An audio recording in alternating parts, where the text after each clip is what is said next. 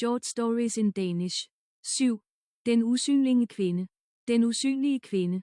Kapitel 1. Hændelsen. Jytte er et gennemsnitsmenneske. Hun er middelhøj og er middelvægt. Hun har et gennemsnitsjob med en gennemsnitsindtægt. Hun bor i et middelstort hus og kører en middelstor bil. Hun har endda en middelstor hund. Jytte lever et gennemsnitsliv. Jytte lever også et enkelt liv, et liv uden hændelser. Hun er universitetsuddannet.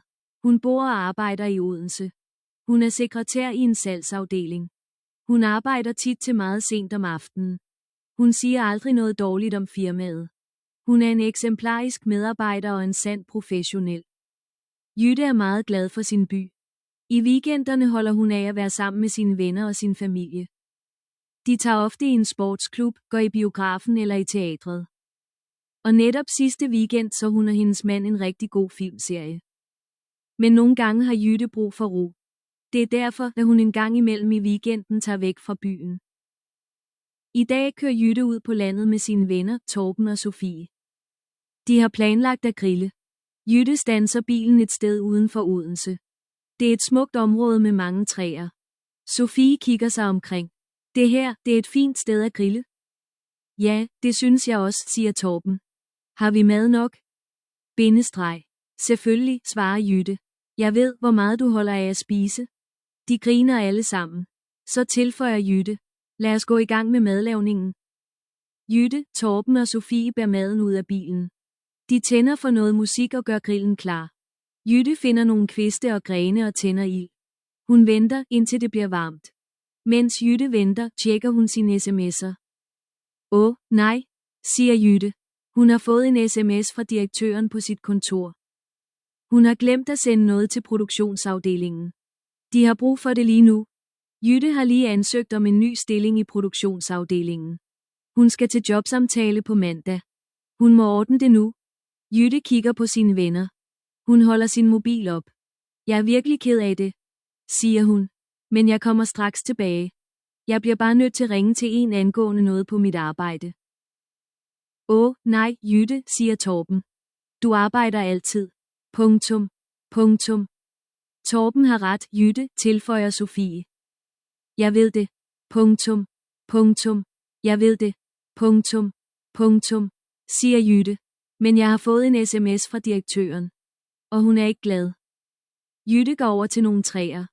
Det er aften og ved at blive mørkt. Træerne er meget høje. Hun kan næsten ikke se noget. Jytte ringer til kontoret. Hun taler med en anden sekretær. Hun beder hende om at vente, mens hun får fat på direktøren. Mens hun venter, ser Jytte sig omkring. Pludselig lægger hun mærke til noget. Blandt træerne er der et mærkeligt lys. Jytte lægger sin mobil i lommen. Hun går over til lyset. Lyset kommer fra en smuk metalkugle. Jytte har aldrig set noget lignende. Kuglen er dækket af et mønster. Hun rækker hånden frem for at røre ved den. Metallet er koldt. Det føles faktisk godt. Jytte samler kuglen op. Så går lyset ud lige så pludseligt, som det begyndte at lyse. Kuglen føles nu meget mærkelig i hendes hånd. Den er næsten for kold. Jytte kan ikke lide fornemmelsen. Hun giver slip på kuglen. Så går hun tilbage til grillen. Jytte nærmer sig sine venner. De snakker om hende. Jytte burde slukke for sin mobil i weekenden, siger Torben. Ja, du har ret, svarer Sofie. Det er ikke sundt at arbejde så meget. Kroppen og hovedet har brug for ro.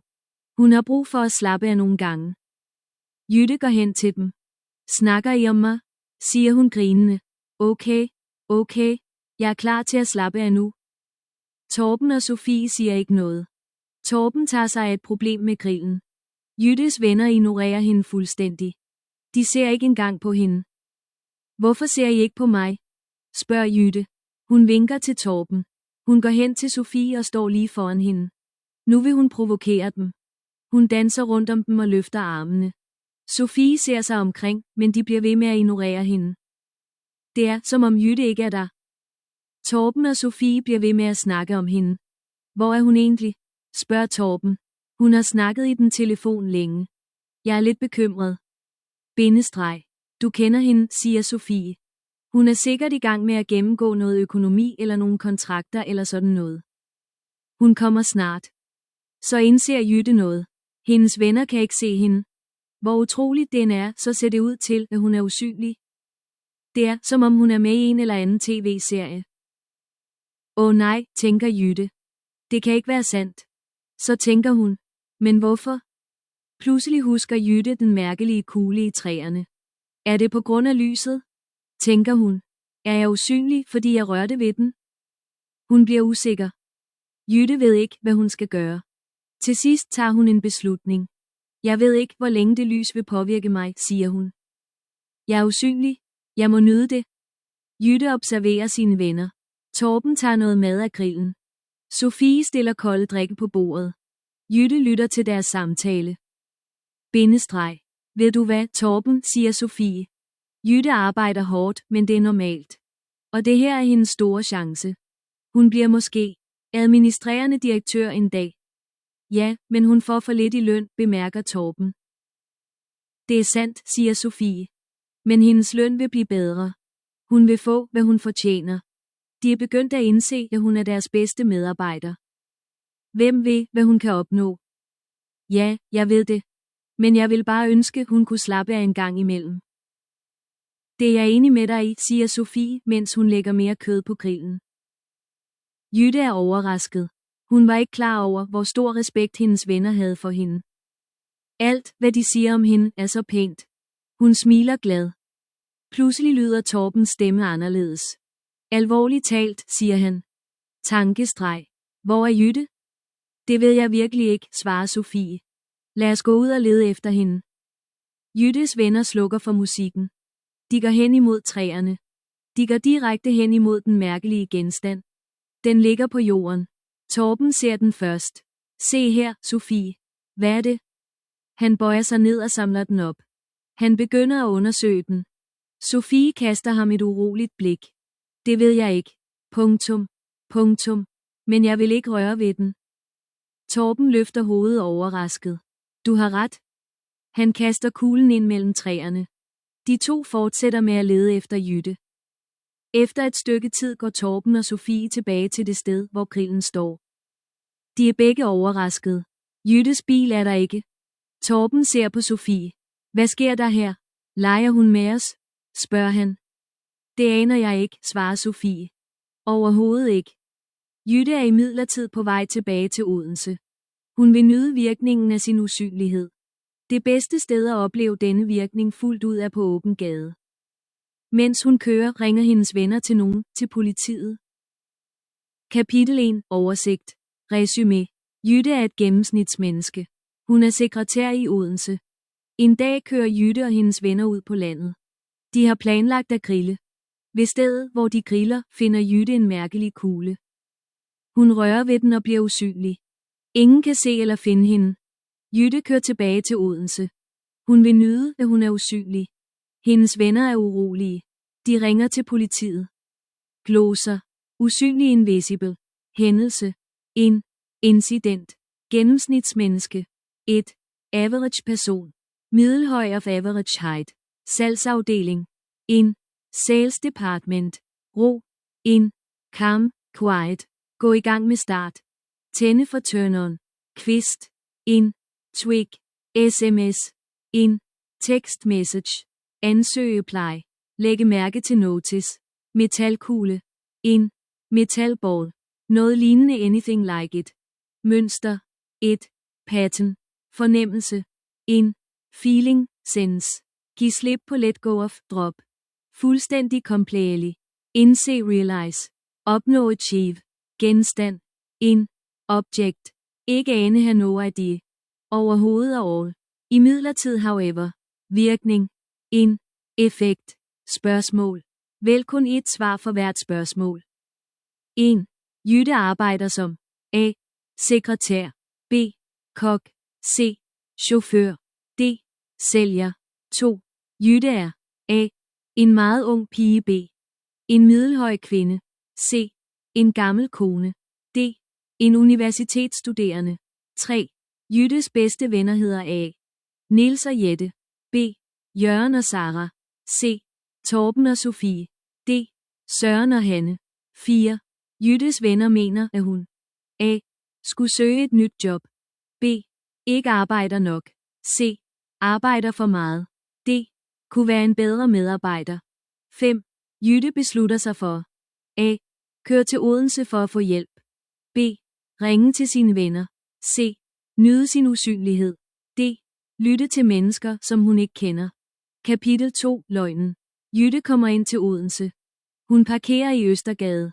Hun går gennem byen. Ingen ser hende. Hun kan ikke tro det. Hun griner stille. Det her er virkelig fantastisk. Jytte overvejer, hvad hun skal lave. Hun laver en liste over alt det, der kunne være sjovt. Hun begynder at grine. For første gang i sit liv er hun ikke et gennemsnitsmenneske. Jytte fortsætter ned ad gaden. Der er flere små forretninger her. Der er mange mennesker, der går på indkøb, og der er travlt i butikkerne i aften. Jytte går ind i en forretning. Selvom ingen kan se hende, kan nogen føle hende. Hun må være forsigtig. Hun tager et par sko og en kjole. Hun ser sig omkring, men så sætter hun skoene og hænger kjolen tilbage igen. Hun kan lide at være usynlig, men hun vil ikke stjæle. Derefter går Jytte hen til en populær restaurant. Der er en lang kø uden for døren. Hun går lige forbi køen og direkte ind i restauranten. Det her er sjovt, tænker hun. Hun nyder virkelig at være den usynlige kvinde. Hun bliver inde i restauranten et stykke tid. Så får Jytte en idé. Hun kan gå hen på sit kontor. Hendes chef arbejder i dag. Det kunne være sjovt at se, hvad hun laver. Især hvis hun ikke ved, at Jytte er der. Jytte løber hen til kontoret. Hun går ind i bygningen. Hun kigger på sikkerhedssystemet. Computerskærmene er tomme. Sikkerhedskameraerne registrerer hende ikke. Hun vil ikke blive opdaget. Jytte venter et øjeblik. En anden sekretær kommer ind i bygningen. Han skal op til det samme kontor. Hun følger ham ind i elevatoren. Snart er hun på 7. sal. Nu skal hun finde sin overordnede. Døren til elevatoren åbner. Jyttes chef, Mette Lund, sidder inde på hovedkontoret. Hun taler med flere andre ledere. Vores ansatte arbejder meget hårdt, siger hun. Vi tilbyder nogle af dem en bonus. Nogle får endda aktier. Men de fleste ansatte får bare en procentdel af vores overskud. Det er imidlertid ikke nok nu om stunder. Vi bliver nødt til at lave nogle ændringer i vores organisation.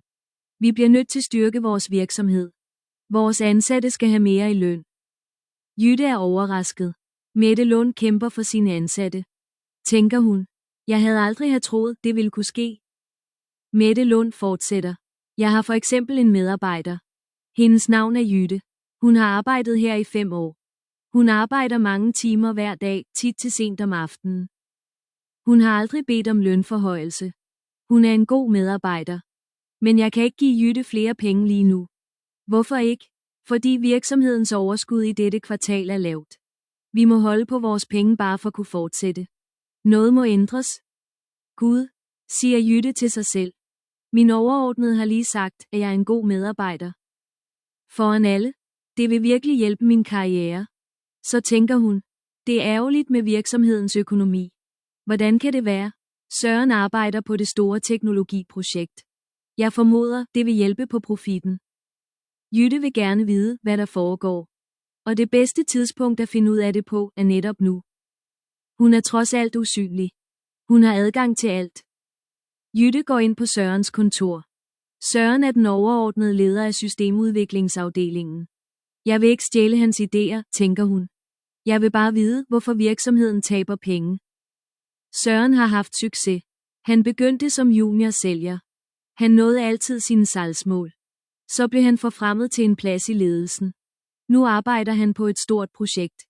Det skulle resultere i en masse penge. Virksomhedens økonomiske problemer skulle snart være overstået. Jytte beslutter sig for at se nærmere i Sørens filer. Hun kan stadigvæk høre sin overordnede tale udenfor.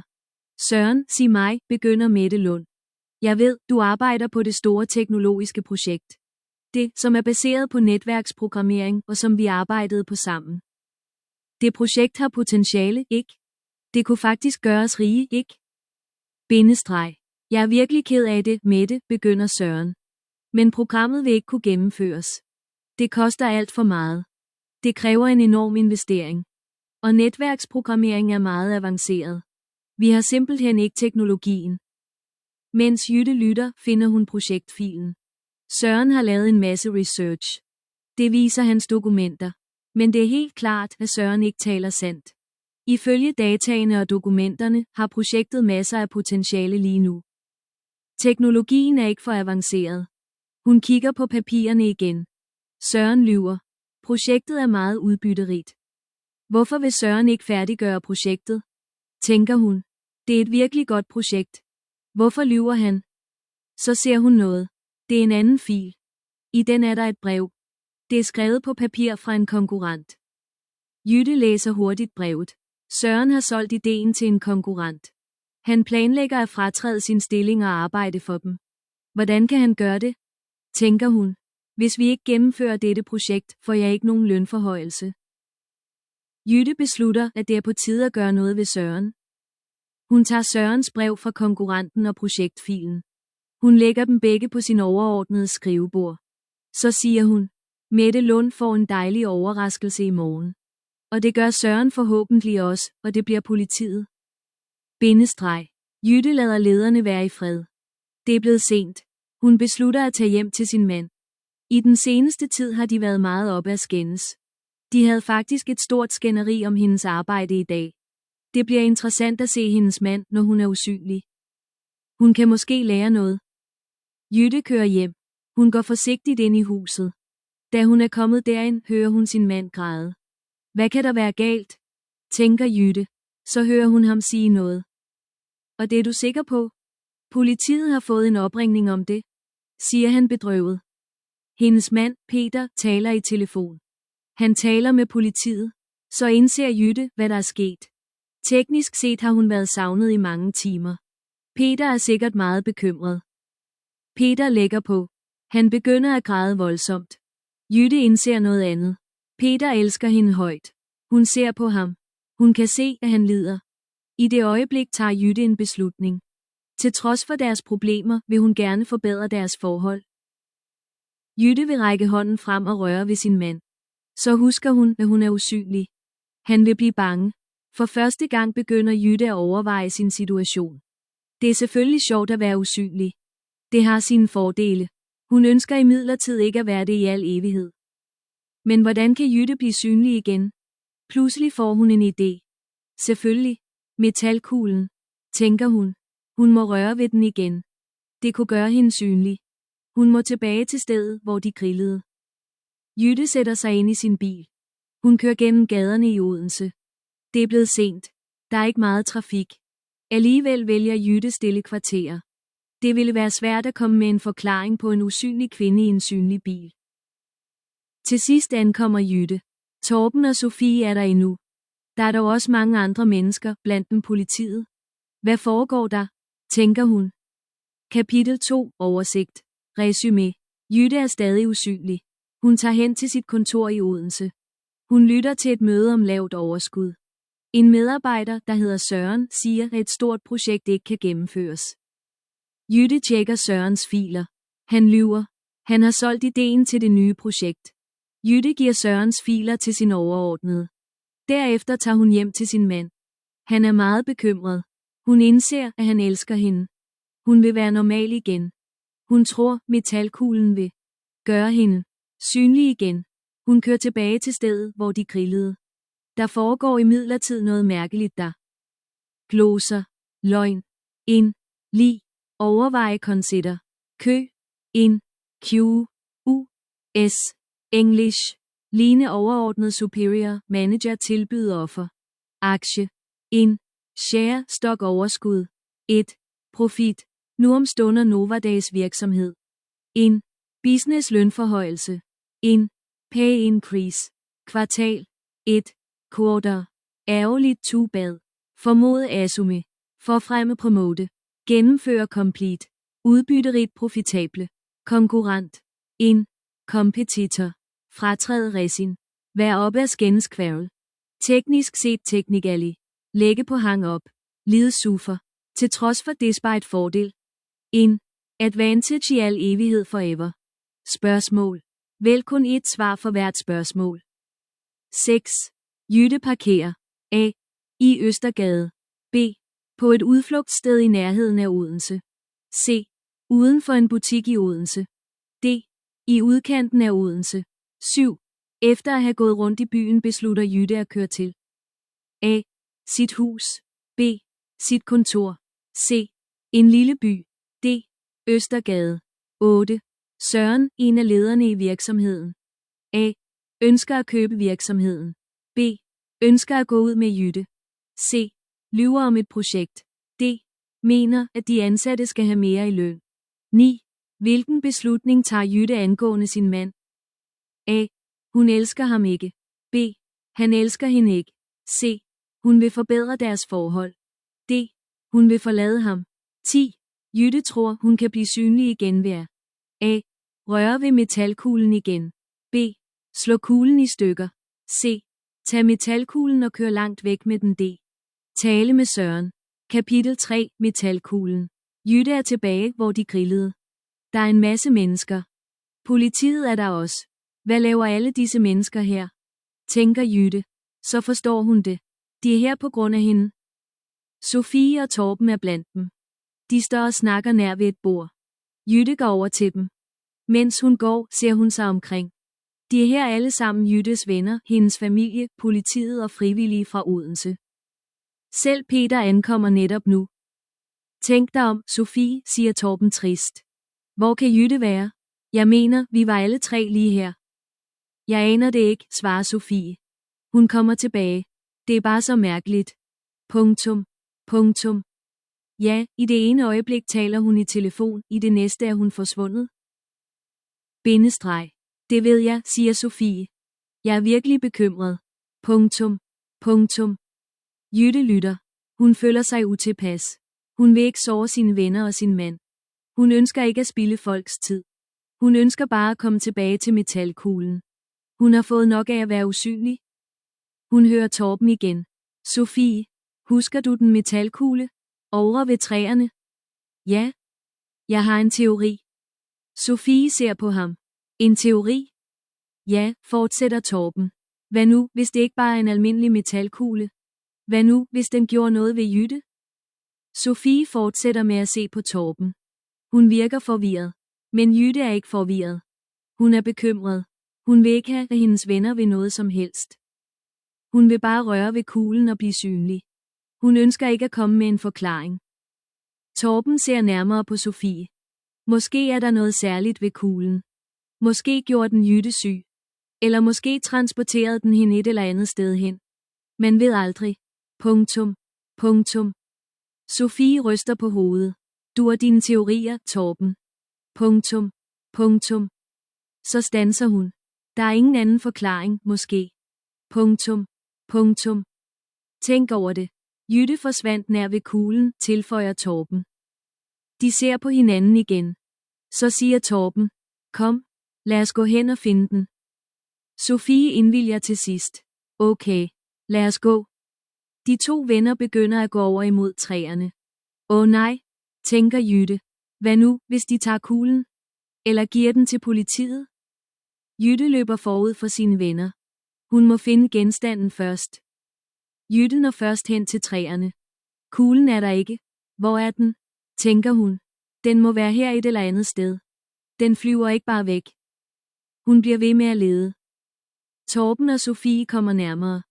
Den må være her omkring. Jeg kastede den herover, siger Torben. Han peger på træerne. Det er det, der er sket. Tænker Jytte.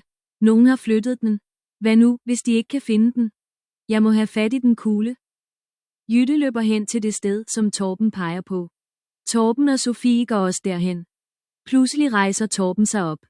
Han har metalkuglen i hånden. Jytte ser nøje på genstanden. Der er overhovedet ikke noget lys. Hun ved ikke, hvad det betyder. Hun må bare finde en måde at røre ved den på. Hun ved, at det vil gøre hende synlig. Se, Sofie, jeg har fundet den, råber Torben. Sofie løber over til ham. Wow, hvad er det? Spørger hun. Jeg aner det ikke, svarer Torben. Den er rund og lavet af metal. Men jeg ved ikke, hvad den kan. Tror du virkelig, den gjorde noget ved Jytte? Det tvivler jeg på. Det giver ikke nogen mening. Det er jo bare en metalkugle. Så meget for min teori. Punktum. Punktum. Torben kaster metalkuglen ind mellem træerne. Jytte kigger omhyggeligt på den. Bindestreg. Kom, siger Sofie, mens de går tilbage. Lad os finde ud af, om politiet er nået videre. Vi burde måske ringe til hospitalerne eller... Jytte venter indtil Torben og Sofie er gået. Hun vil røre ved genstanden. Men hun vil ikke gøre sine venner fortræd. Hvis hun pludselig bliver synlig, kunne de for alvor blive bange. Endelig er de gået. Jytte går over til træerne. Hun samler metalkuglen op og rører ved den. Først kan hun ikke føle noget. Så begynder den mærkelige kugle at lyse op. Jytte begynder at ryste. Genstanden er helt oplyst igen. Endelig sker der noget, tænker hun. Pludselig holder hun op med at ryste. Metalkuglen er stadigvæk oplyst. Mon det virkede, tænker Jytte. Hun får snart et svar. Jytte, hører hun. Er det dig? Det er Sofie og Torben. De kan se hende. Hun er blevet synlig. Jyttes venner løber hen imod hende. Hun holder stadigvæk den lysende kugle i hånden. Nej, tænker hun. Hun giver hurtigt slip på kuglen. Den ruller ind imellem træerne. Kort efter kan hun ikke længere se den. Jytte, hvor har du været? Råber Torben. Jytte vender sig rundt. Så tilføjer Sofie. Og det lys, hvad var det for noget? Det var så skarpt. Det var grunden til, vi fandt dig. Jytte ved ikke, hvad hun skal sige. Hvis hun fortalte dem sandheden, ville alting blive meget kompliceret. Ingen ville tro på hende. En usynlig kvinde? Seriøst? Pludselig hører Jytte en anden stemme i menneskemængden. Det er Peter. Han løber over til Jytte. Han omfavner hende og kysser hende.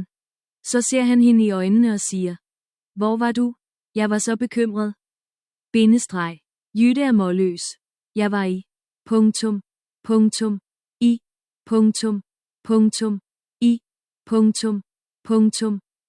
Flere stemmer råber til hende fra menneskemængden.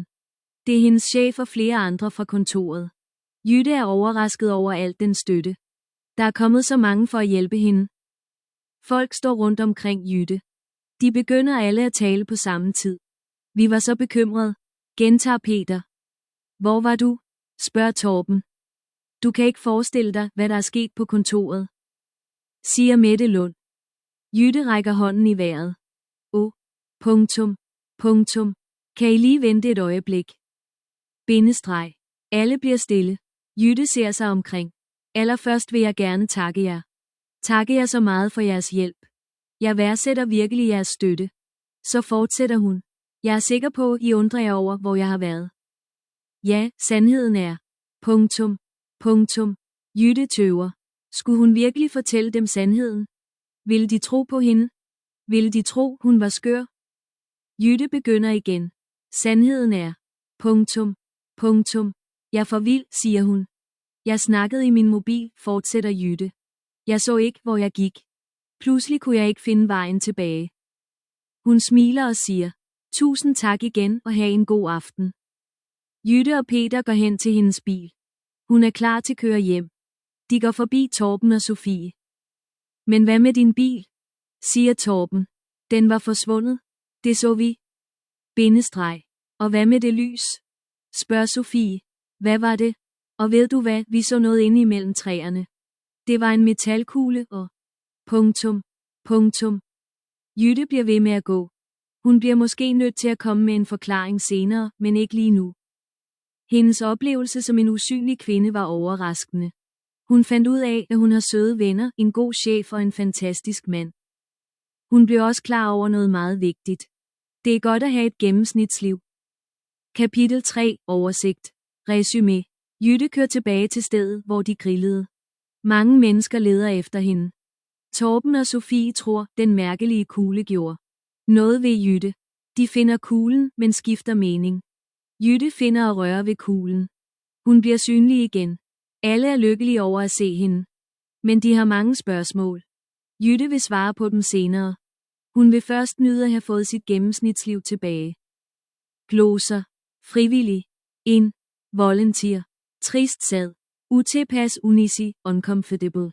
Sore hurt. Spille waste. Forvirret confused. Bekymret worried. Indvilge agree. Forud head. Kaste throw. Pege point. Flytte move. Tvivle doubt. Gør fortræd hurt harm. Ryste shake. Virke work. Omfavne embrace. Målløs speechless. Forestille sig imagine. Værdsætte appreciate tøve hesitate. Skør crazy. Far vil låse one's way, be lost. Spørgsmål. Vælg kun et svar for hvert spørgsmål. 11.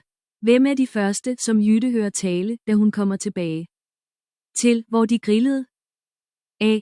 Sin chef og sin mand. B. Sin chef og Torben. C. Sin mand og Sofie. D. Torben og Sofie. 12. Til at begynde med ved hendes venner. A. Tag hjem. B. Finde den underlige genstand igen. C. Ringe til politiet. D. Ringe til Peter. 13. Jytte vil. A. Kaste kuglen væk. B. Finde kuglen, før hendes venner finder den.